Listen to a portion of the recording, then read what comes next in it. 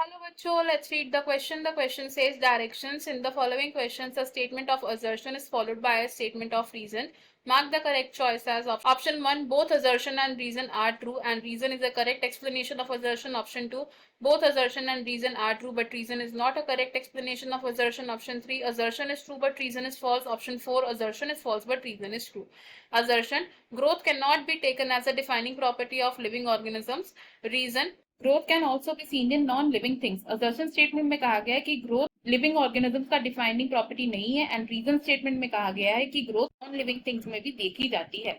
अगर हम बात करें इस क्वेश्चन के की कॉन्सेप्ट की, तो इन दिस क्वेश्चन हमारा की कॉन्सेप्ट क्या है? It is growth of organism.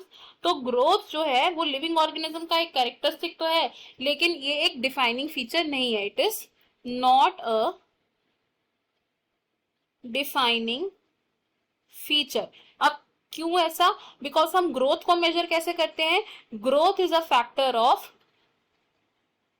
Increase in मास।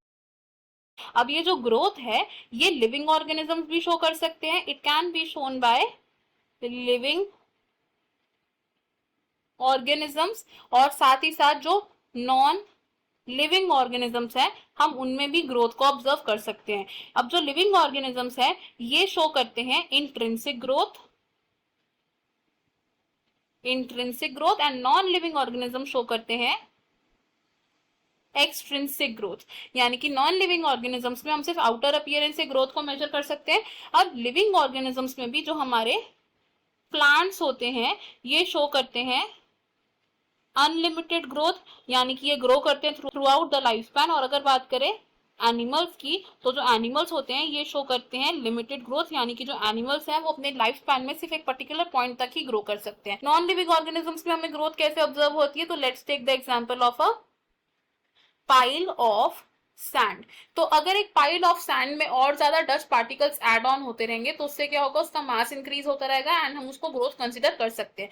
तो ये रीजन है कि जिसकी वजह से जो ग्रोथ है वो एक डिफाइनिंग फीचर नहीं है लिविंग ऑर्गेनिजम्स का। अगर असर्शन और रीजन स्टेटमेंट देखें तो इस क्वेश्चन में हमारी जो असर्शन स्टेटमेंट है ये करेक्ट है, रीजन स्टेटमेंट भी करेक्ट है, और जो रीजन है वो करेक्टली एक्सप्लेन भी कर रहा है असर्शन को। तो हमारा जो करेक्ट आंसर है वो क्या हो जाएगा? It is option 1 which says both assertion and reason are true and reason is the correct explanation of assertion.